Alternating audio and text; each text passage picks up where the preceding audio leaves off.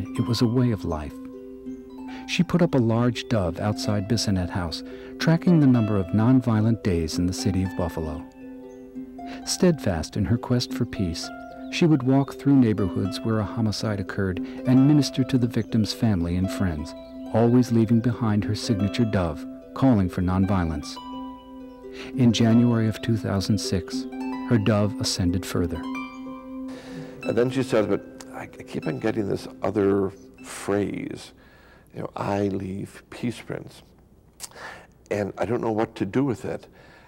But then eventually she said, well, all I know is I'm going to order like a couple thousand of these to be made up.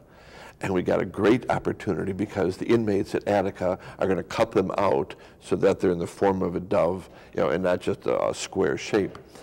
And so she was excited about that, to bring them into it, to have a continual reminder when they're cutting these things out that I also am to leave peace prints. It was great. Before I knew it, I was hauling maybe 400, 500 uncut doves in my car, taking them to Attica, that after doing it back and forth, my car became known as the Dovemobile. And I remember every time coming back, especially the last batch of doves, coming back, to the house with them and saying, Karen, I don't know if there's life after cutting doves, and she says, I know what you mean, but she says, Roz, I want to get those doves out sooner. She says, I'm trying to think of a way, of a day, of an occasion in which those doves would already be out, even before July 6th or 7th, whatever it was for that particular year.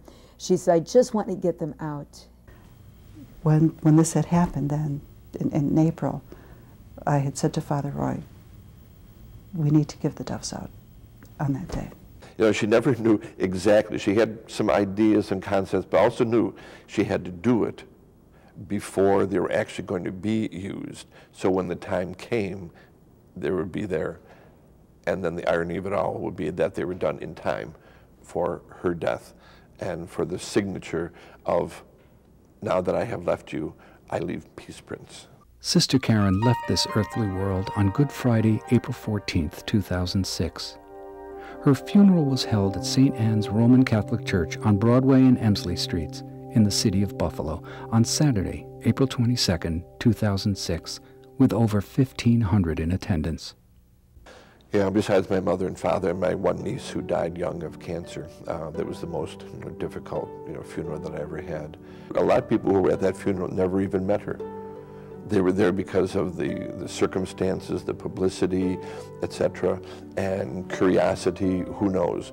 So, but all the people who were there, I just wanted to be able to say, this is who she was. And that's one of my greatest regrets, the people who never will have met her. The men at the house, even now, who wouldn't have that same familiar, loving touch and approach that she gave, that is so important for them. So one of my regrets is that all the people who never will be blessed by her approach to life.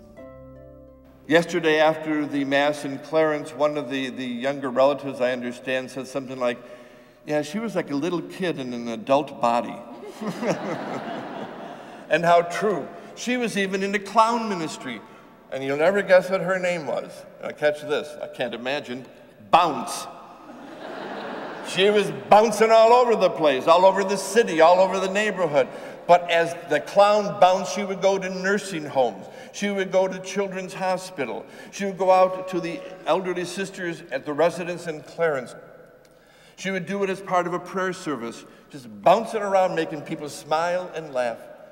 We remember the words from the cross in which Jesus said, Father, forgive them. They know not what they do. If one word would be synonymous with Karen, it would be the word forgive. And she would be saying that about Craig. She would be the first person to say, Father, forgive him. The forgiveness that she wanted to continue through the spirit of Joe Bissonnet, and to continue to challenge people, no matter what the circumstances, just to continue in those everyday actions to act nonviolently. rather than acting resentfully or violently, we have the choice of offering forgiveness and allowing God to transform a person's life.